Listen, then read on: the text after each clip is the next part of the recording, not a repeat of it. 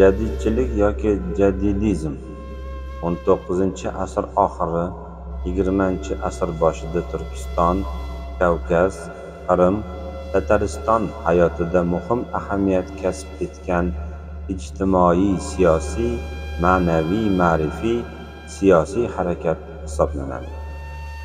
19-asrning 90-yillaridan O'rta Osiyoda tarqalgan jadidchilik ilk bor Qrimda 1980-yillarda Ismoilbek Gasprinskiy rahbarligida paydo bo'lgan.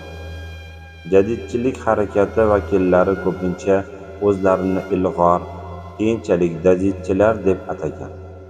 O'sha davrning ilg'or kuchlari, ayniqsa ziyolilar, mahalliy aholining dunyodan ortda qolayotganini sezib, jamiyatni isloh qilish zarurligini anglab yetdi. Jadidchilik mohiyatan siyosiy harakat edi.